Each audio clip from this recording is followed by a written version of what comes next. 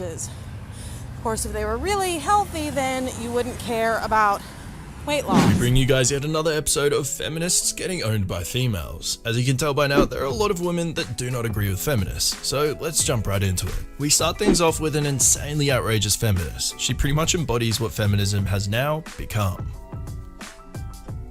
We need to kill all men.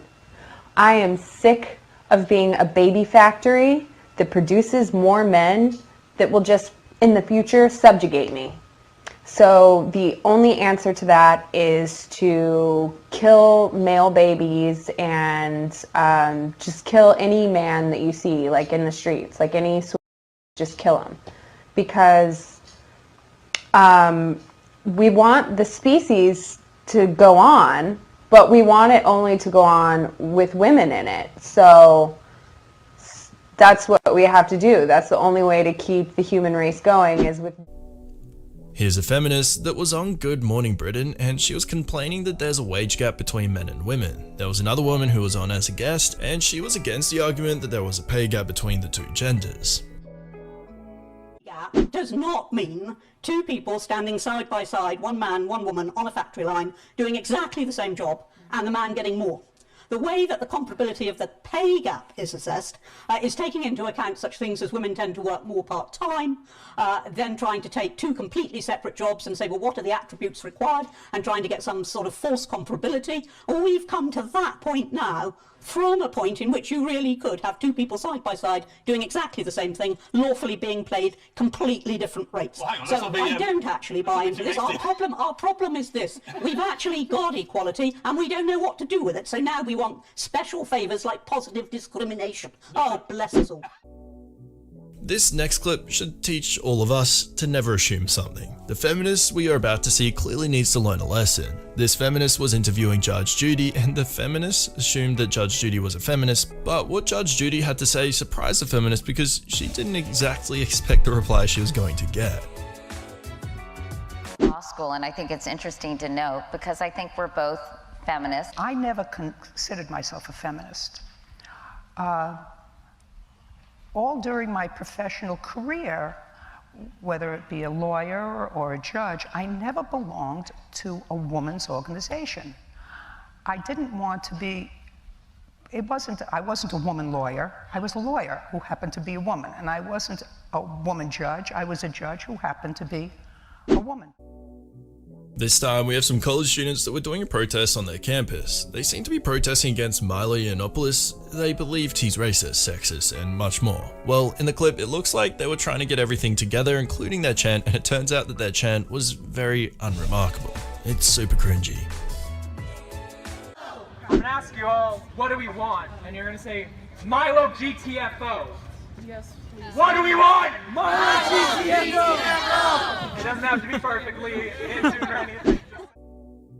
Milo Yiannopoulos had some things to say about feminists, and it was really funny. He basically called them really lazy, and he literally made a guide for them which shows how they can beat him in a debate or argument, but yet they still don't do it and instead do their usual weird virtual signaling stuff. So confident am I, you know, that they are the most intellectually lazy people on the planet. I wrote them a guide on how to beat me. I tweet it every week.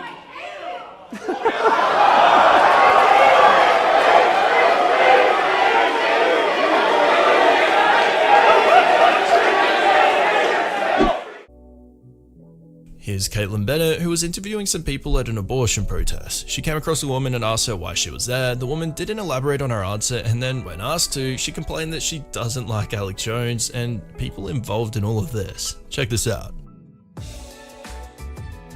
Ma'am, what brought you out here today? Reproductive rights.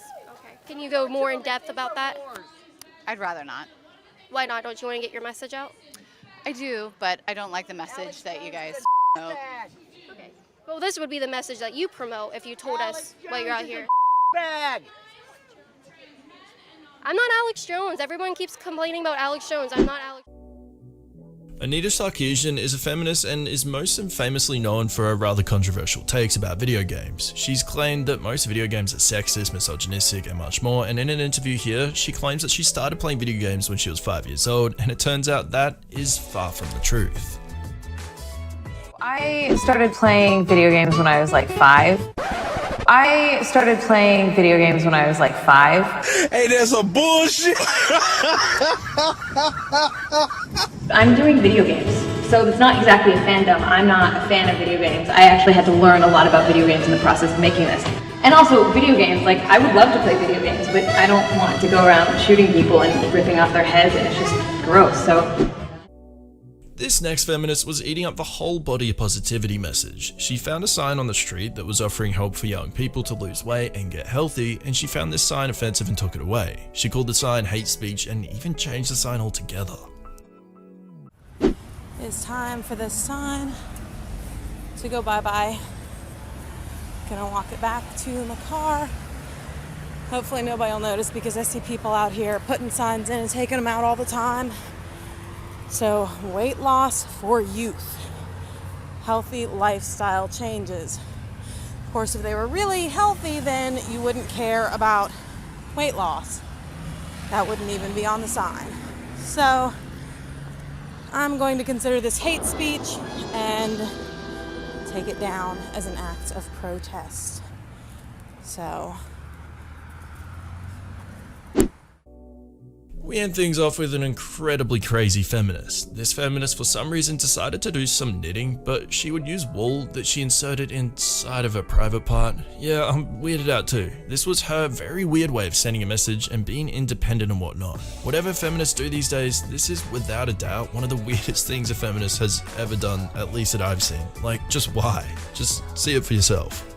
I'm spending 28 days knitting from wool that I've inserted in my vagina. Every day I take a new skein of wool that's been wound so that it will unravel from the centre, and I stick it up inside me, and then I pull out the thread and then knit.